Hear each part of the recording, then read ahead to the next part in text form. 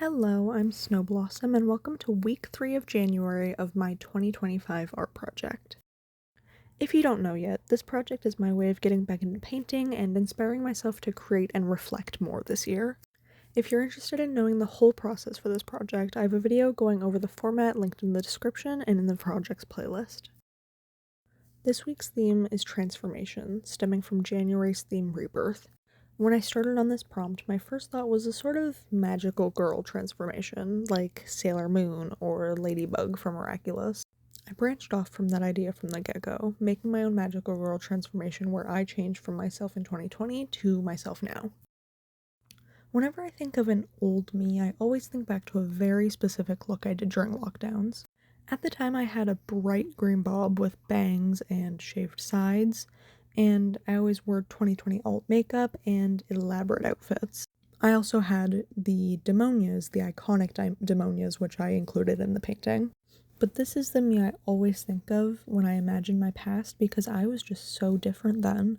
Back in 2020, I was very social, at least compared to now, and I was just so much more energetic and outgoing.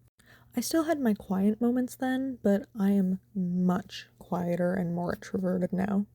I think I mentioned it in the last installment of this project, but back in high school, I was in plays, I was in improv, choir, I did a lot. And honestly, I could not imagine having the energy for all of that now. The pose was something I was very certain on from the beginning too. The reaching up and grasping for something pose is a pose I actually draw pretty often, weirdly enough. Just last month, I did a sketch with the pose, and years back I drew Goro Akechi from Persona 5 in it.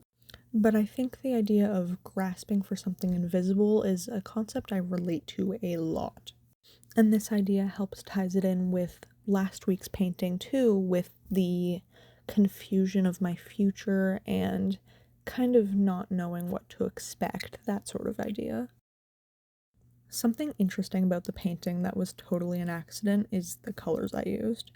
I knew I wanted a pearly scheme, like kind of iridescent, but I originally went with yellow for the bottom because that used to be my favorite color, and now purple's my favorite, which is on top. But it's really funny that it worked out like this because I have always loved the webcomic Homestuck, which in Homestuck, if you know it, has two contrasting moons that are represented by yellow and purple.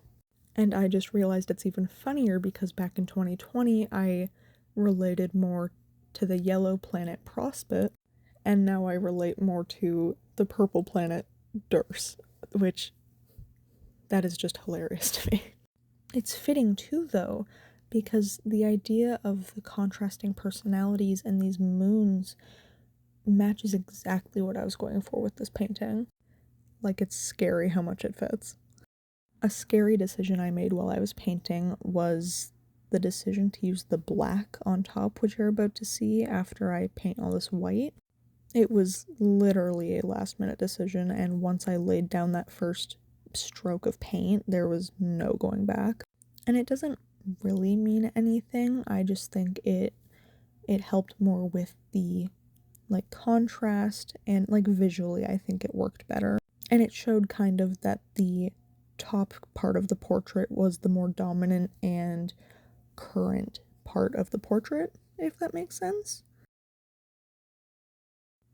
I realized recently that it's pointless to try to go back to who I was in 2020 because I'm just fundamentally so different now. And honestly, I'm doing so much better now than I was then. I've definitely grown as a person, but I've also just achieved more than I ever could have back in high school. Even though I had all of my clubs and my plays and activities and friends, I just was held back by so much.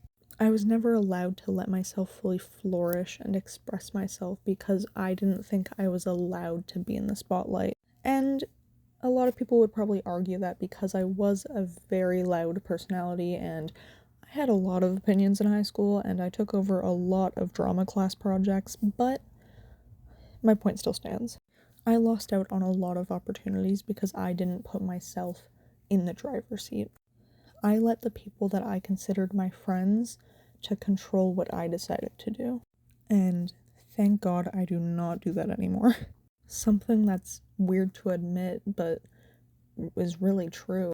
Back in high school, I wanted to get a job, but I felt so insecure in the fact that I didn't think I could handle it because I saw one of my friends have a job for a long time that I just never did. I never got a high school job because I thought someone else was better at having a high school job than me. So to say that I had a lot holding me down in high school is kind of an understatement, but I am finally free of those chains and I am learning to let go, and after like 4 years I'm finally growing and moving past it, and it is very freeing. And I think that's ultimately what this project is for. This project is for me to show my skills and show myself to the world and express myself and explore myself without other people looming over me. If you watched this far, thank you so much for watching, and I hope you stay tuned for the rest of the project.